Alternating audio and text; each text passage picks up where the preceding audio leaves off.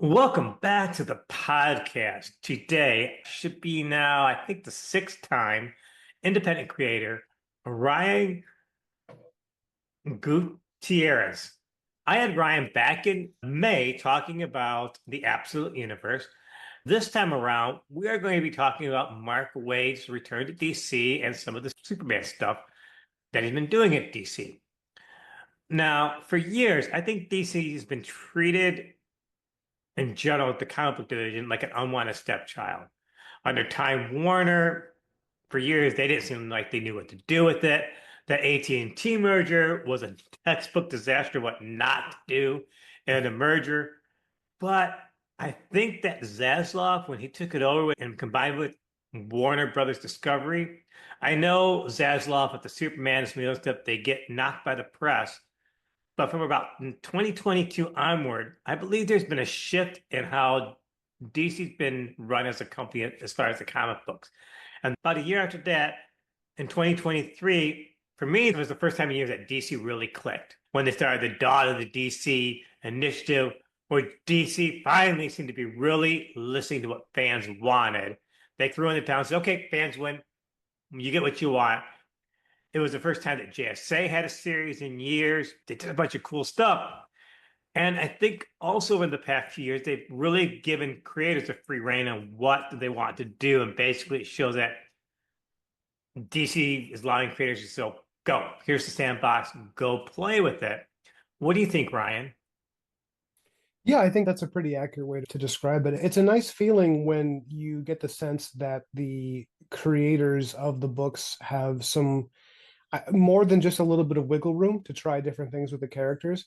Because I think people assume that it's these like men in suits stopping the artists from working, when in reality, comics are really a blend of a good writer, a good artist, and a really good editor. And I think people overlook the editor as a stabilizing influence on how far an artist is allowed to go, or a writer, and how to keep them on the right track. Because I can say this as an artist myself, we can get carried away with our ideas. I think right now they have a really good balance between creative freedom and responsibility to a legacy character.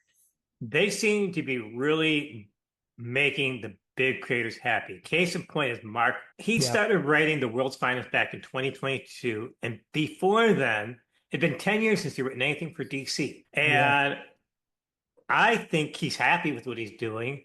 And to me, his work is fantastically different than what he's done in the past. Because a lot of times creatives will jump from Marvel to DC and they're like, oh, this time around, they're not quite in top form. I think Waid has been hitting it out of the ballpark with every project he's done for DC since he's returned. What do you think? I agree. I think Waid, I mean, I know that he has said publicly that he's felt like he's worried his work is going to fall off. But frankly, his superhero work is as good as it's ever been. Back when he was doing Captain America with Chris Samney, I was like, man, can we get this guy on a Superman book?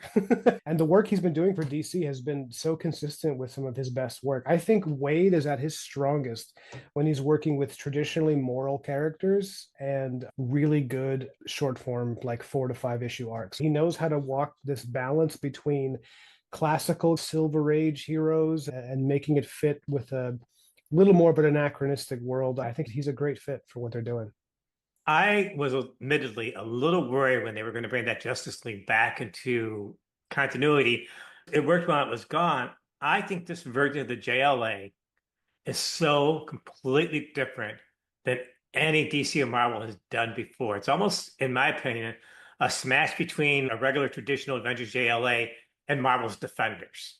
I'm interested in what you mean by that. Because the Defenders was a non-team and they always brought in different characters. You never knew who was going to be in there. I was just reading Yeah. the early Gerber stuff where for a few issues you'd have Luke Cage in there. You had the Russian Red Guardian.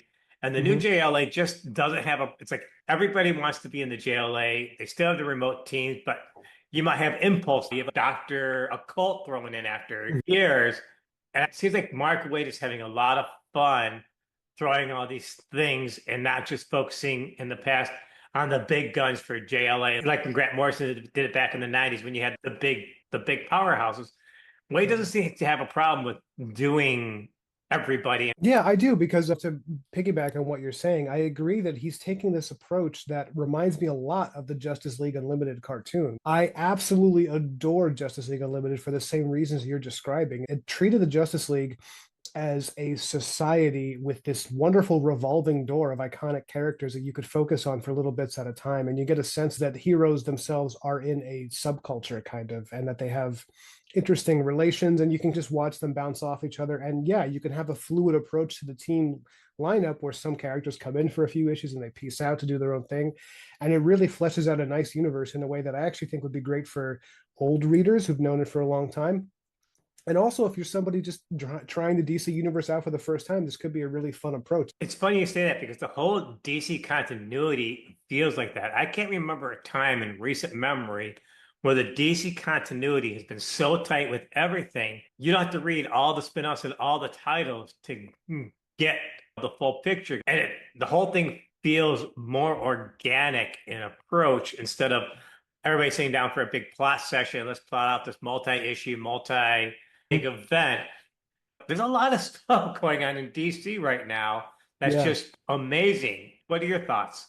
Yeah, I agree. I suspect that Mark Waid coming in as an influence has actually helped the continuity tighten up, because I think you'll agree Mark Waid is very good at boiling a good story down to its essential elements and focusing on what works. I think he's very elegant. His work on Batman and Robin right now with Chris Samney, I don't know if you've been reading it, but I think that's a Yes. testament. It's a testament to Mark. I love that book. It's my favorite book DC is doing right now. And it's a testament to Mark Waid's ability to be like, what is fun about this? And how can we focus on it?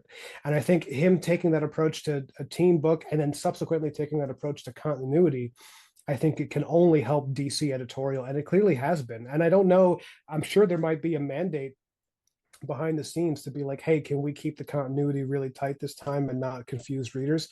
And whoever's doing it, it's working. It's good. It's exactly what people have been wanting for a while, which is, can we make this clear, cohesive, and also enjoyable at the same time? And I think that they're nailing it. I love the book. I love Mark Waid's writing on it.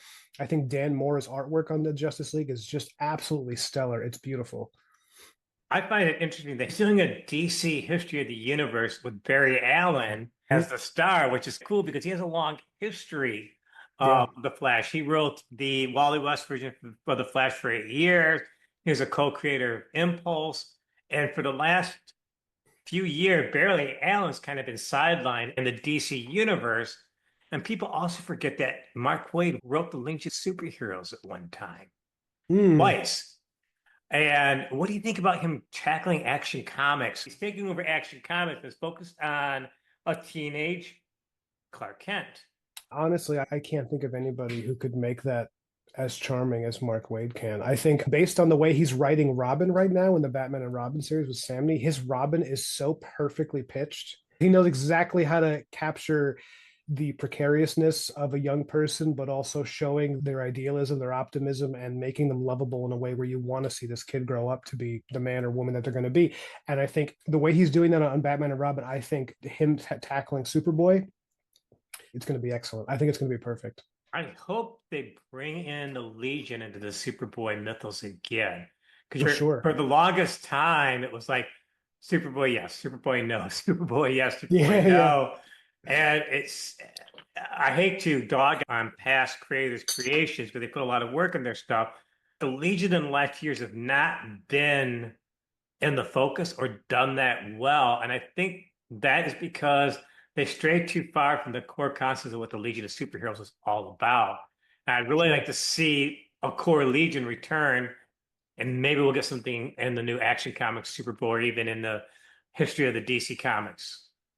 Yeah, I agree. I think Legion of Superheroes has always been one of those really appealing series that I've never really read much of, but I've always loved the idea of it. If they bring it back in a way that works, they're going to bring in a lot of people because the Legion has a lot of appeal. What do you think of Superman's position in the DC universe the last couple of years, and how even Mark Waid is handling him, like in World's Finest and JLA? What do you think how they've been handling Superman in general? I think it's improved quite a bit. I think in the early 2000s, I don't think they understood that what the appeal of the character was. They thought they had to reshape him to fit some kind of new ideal. I think the whole point of Superman is that he is a moral ideal that is fairly constant. And I think Mark Waid understands that. And I think you can see that seeping into the writing and the attitude toward the character. Do you think that this era of Mark Waid is like a new renaissance, that he's doing some of the best stuff he's done in a long time? Yeah, I do. I think I've always liked his work. I think people love to talk about his work on Daredevil, but the work he's doing now is far better. It's a better fit. Working on these books is a much better fit than what he was doing on Daredevil, in my opinion. Where do you hope or think Waid will take some of this stuff in the future in DC? If I get what I want as a reader, and then in the next 2 or 3 years, he's going to keep the continuity beautifully consolidated where it honors a lot of things, but it also keeps it perfectly elegant. I think if he manages to infect DC with his level of quality, I think we could end up with a really beautiful lineup of books that are all narratively consistent, tonally consistent, and in terms of quality, hopefully totally consistent. There was a time, and even now with some comic books, where I don't look forward to it. But to me, when the new DC Comics comes out, there's a lot of times like, oh, I cannot wait to read this. It really brings out the fanboy in me, like I used to Yeah. have. Do you feel the same way about some of the DC stuff today? Yeah, absolutely. I'm like buying more comics that I have in years. And it started with some of the Absolute books, but then I was like, oh, you know what? This Batman and Robin seems to go, oh, yeah, they got Mark Waid in Action Comics. That's cool. And I just started going back to and selling my own comics and checking those up, seeing how they're doing at the shop. And then I would go and pick up the new DC book. I'm picking up DC books I'd never picked up before because I'm just excited that there's been a renewal in quality.